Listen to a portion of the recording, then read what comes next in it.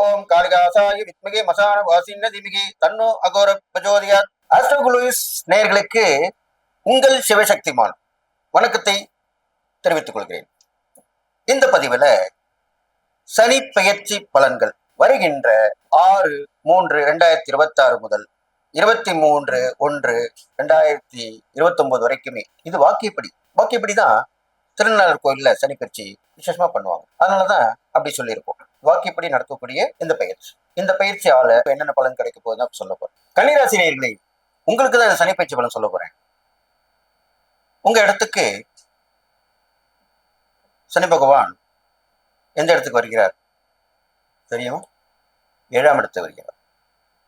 கண்ட சனியாக வருகிறார். உங்கள் ராசியை பார்வையிடுகிறார். நேரடி பார்வையில் உங்கள் ராசி இருக்கிறது. புரிஞ்சுதுங்களா? அது இல்லாமல் உங்களுடைய ராசிக்கு 9ஆம் இடத்தையும் பார்க்கிறார். அது இல்லாமல் உங்க ராசிக்கு 4ஆம் இடத்தையும் பார்க்கிறார். இதனால என்ன பலன்கள் தான் சொல்ல போறோம். எப்பவுமே கண்ட சனி என்றால், கண்டம் என்பது ஒரு விபத்து, ஒரு ஆபத்து அப்படி சொல்லலாம். இது அந்தந்த வயது ஒத்தவர்களுக்கு அந்தந்த முறையில் உள்ளவர்களுக்கு நடக்கும். இப்போ உதாரணத்துக்கு பார்ப்போம். இப்போ கல்வி பயிலும் மாணவர்கள் பார்க்கும்போது, பள்ளி பருவத்திலிருந்து கல்லூரி படிப்பு வரைக்கும் உள்ளவர்கள், அவர்கள் பார்த்தீங்கன்னாலே திடீர்னு ஒரு எதிர்பாராத விபத்து, ஆக்சிடென்ட் சொல்லுவாங்க, அது மாதிரி நிகழும். அது உடல்நல கோளாறுனாலும் இருக்கலாம், வண்டி வாகனம் செல்லும் பொழுது ஏற்படலாம். இது மாதிரிலாம் நடக்கும், எதிர்பாராமல் நடக்கும் அப்படிப்பட்ட விபத்துக்கள். அப்ப அது கவனமா என்ன பண்ணணும்? இறை வழிபாடு செய்யணும், பெரியவங்களை மதிக்கணும், நிதானமா போகணும், நிதானம் போடணும், நல்லதைகளை சாப்பிடணும், கண்டதெல்லாம் சாப்பிடக்கூடாது, அதெல்லாம் கவனமா இருக்கணும். ஃபுட் பாய்சன் சொல்றோம் இல்லையா, ஏதோ சாப்பிட்டான்ப்பா, அவனுக்கு ஃபுட் பாய்சன் ஆயிடுச்சு இப்படின்னு சொல்லி கேள்விப்பட்டிருப்போம்.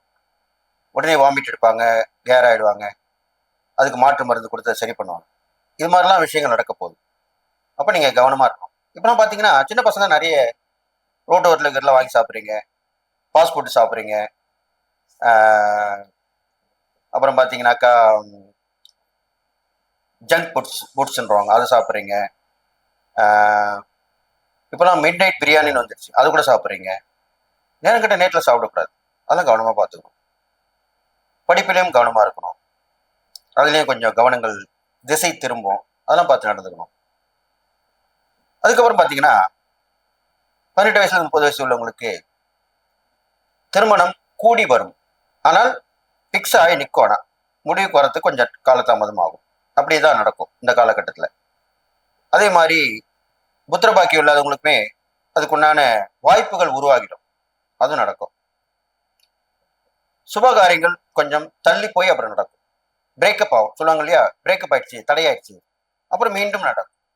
அப்படிதான் இந்த காலகட்டத்தில் உங்களுக்கு இருக்க போகுது. அது இல்லாமல் உங்க ராசியை பார்க்கறதுனால சோம்பர்கள், அப்புறம் மந்தமா இருக்கிறது, குழப்பமா இருக்குது, இதெல்லாம் விட்டுடணும், கவனமா இருக்கணும். 30லேருந்து 60 வயசு உள்ளவங்களுக்கு ரொம்ப கவனமா இருக்கணும்.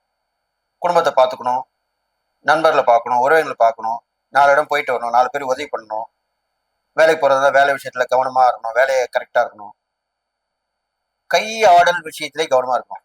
அதுதான் முக்கியமா சொல்ல போறேன். கன்னிராசிக்காரர்கள் பண விஷயத்துல கையாடல், நீங்க தெரிஞ்சோ தெரியாமலோ பண்ணிருப்பீங்க, அது உங்க மூலியமா வந்து போடப்படும்.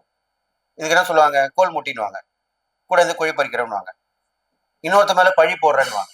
இதெல்லாமே இப்ப நடக்கக்கூடிய காலகட்டம் தான் இந்த கண்ட சனியில நடக்கும். அது கவனமா இருக்கணும். அதெல்லாம் கவனமா இருந்துக்கிட்டாலும் நல்லா இருக்கீங்க. அப்போ குடும்பத்தை பேணி காக்க வேண்டும், நண்பர்கள் உறவினர்களோட நல்லா சந்தோஷமா இருக்கணும். நீங்க ஒரு உதவி பண்ணணும், அவங்க உதவி பண்ணணும். நிறைய பிரசித்தி பெற்ற ஸ்தலங்களுக்கு போய் வரலாம், சக்தி வாய்ந்த கோவில்களுக்கு போய் அந்த வைப்ரேஷன் ஏற்றிட்டு வரலாம், இதெல்லாம் பண்ணிட்டு வரலாம். 30லேருந்து 60 வயசு உள்ளவங்க தான் இந்த மாதிரி விஷயங்கள். 60 வயசு மேல நடக்கும் என்னென்றால் அவரும் கவனமா இருக்கணும். எங்கேயும் போவேனா, எங்கேயும் போவேனா, ஒரு இடத்துல இருங்க, நல்லா சாப்பிடுங்க, நல்லா தூங்குங்க, ரெஸ்ட் எடுங்க. உங்களுக்கு கூட படிக்கட்டில் ஏறும்போதோ பாத்ரூம் போகும்போதோ வழிக்க எடுத்துக்கணும்னு வாய்ப்புகள் வரும். அதான் எதிர்பாராத விபத்துன்னு சொல்லியிருக்கல, அது மாதிரி நடக்கும். ரொம்ப கவனமா இருக்கணும். தூங்கிட்டு இருக்கும் போது டக்குன்னு எழுந்துக்க கூடாது, டக்குன்னு எழுந்து உட்காந்துட்டு அப்புறம் தான் எழுந்து போகணும். இப்போ டாக்டர்ஸ்லாம் சொல்லிட்டு வராங்க, சமீப காலம் பார்த்துக்கலாம். வயசு முதியவானவங்களா கொஞ்சம் வயசுல ஏஜ்டு பர்சன் அதை கூட மிட் நைட்ல பாத்ரூம் போறதா இருந்தா டக்குன்னு எழுந்து உடனே போகக்கூடாது. தலை சுத்தம், மயக்கம் வரும். ரெஸ்ட் ரூம் பண்ணினா கதவை சாத்தக்கூடாது. இது மாதிரிலாம் டிப்ஸ் கொடுத்துட்டு இருக்காங்க. அதை தான் இப்போ இந்த பதிவில் நான் சொல்லிட்டு வரேன். இப்போ உள்ள நேர காலத்துக்கு அதை நீங்கள் பண்ணணும், கடைபிடிக்கணும். கொஞ்ச நேரம் உட்காந்து அப்புறமா போகலாம். இது மாதிரிலாம் பண்ணிட்டு வாங்க. இந்த 60 வயசு மேலே உள்ளவங்க திருநங்கைகள் பார்க்கும்பொழுது கன்னிராசியில் பிறந்தவங்களுக்கு உங்களுக்கு ரொம்ப ரொம்ப கவனமா இருக்கும். உங்களுக்கு கெட்ட பேர் வாங்கி கொடுப்பாங்க. கூட பழகிறவங்க திடீர்னு ஒரு உதவி வரக்கூடியது தள்ளி போகும். ஒரு பொருளா இருக்கலாம், பணமா இருக்கலாம், எல்லாமே தள்ளி தள்ளி போயிடும். ஆனா கிடைச்சிரும். செகண்ட் டைம் தான் கிடைக்கும். அப்போ முயற்சி பண்ணிக்கிட்டே இருக்கணும். அது விடாமுயற்சியா இருக்கும். இது மாதிரிலாம் இந்த திருநங்கைகள் நீங்க நீங்க கேட்டா தெய்வ வழிபாடுல கவனம் செலுத்தணும். பெரும்பாலும் அவங்க அம்மன் கோயில தான் போய் இருப்பாங்க. சில திருநங்கைகள் அம்மன் கோயிலே பூசாரியா கூட இருப்பாங்க. அவங்ககிட்ட போய் நீங்க ஆசீர்வாதம் வாங்கிடலாம். அவங்க சொல்றபடி கேட்டு நடக்கலாம். இதெல்லாம் பண்ணலாம். நீங்க உண்டு, உங்க வேலை உண்டு. அவ்வளவுதான் விஷயம். பொதுவாக பார்க்கும்பொழுது குடும்பத்தில் இருக்கவங்களுக்கு, இந்த கன்னிராசிக்காரங்களுக்கு எல்லோருடைய தேவை இருந்து நடக்கணும். அன்பு ஆதரவு காட்டணும். யாருக்காக விட்டு கொடுக்க கூடாது. கணவன் இருந்தால் மனைவி விட்டு கொடுக்காது, மனைவியா இருந்தால் கணவன் விட்டு கொடுக்க கூடாது, பிள்ளைகளா இருந்தால் அப்பா அம்மா விட்டு கொடுக்க கூடாது, அப்பா அம்மாவா இருந்தால் பிள்ளைகளை விட்டு கொடுக்க கூடாது. இது மாதிரிலாம் பண்ணிட்டு வரும். இது மாதிரி செஞ்சு வந்தீங்கனாலே கண்டிப்பா நடக்கும். வேண்டுதல் பிரார்த்தனை கண்டிப்பா இருந்தா கன்னிராசிக்காரங்க இந்த சனி பயிற்சி காலத்துல செஞ்சே ஆகணும். அது எந்த வேண்டுதலா இருக்கட்டும், பிரார்த்தனையா இருக்கட்டும், மொட்டை அடிக்கிறதா இருக்கட்டும், அங்க பிரதிஷ்டை செய்யறதா இருக்கட்டும், பாத யாத்திரை போறதா இருக்கட்டும், எதுவாக இருந்தாலும் செஞ்சிருங்க. செஞ்சு முடிச்சிட்டீங்கன்னா தான் கண்டிப்பா நல்லது நடக்கும்.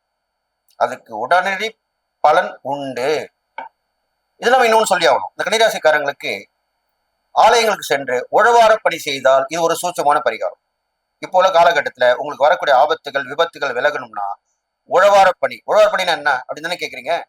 கோயில போய் சுத்தம் பண்றது, அங்க உள்ள பொருட்களை தேய்ச்சி கொடுக்கறது, வெள்ளை அடிக்கிறது, கோயிலுக்கு தேவையான பொருள் இருந்தால் வாங்கி கொடுக்கறது, மணி வாங்கி கொடுக்கறது, விளக்கு வாங்கி கொடுக்கறது, விளக்கு ஏத்துறது, கோயிலை சுத்தம் பண்ணி பெருக்கிறது, இதெல்லாம் தான் உழவார பணி.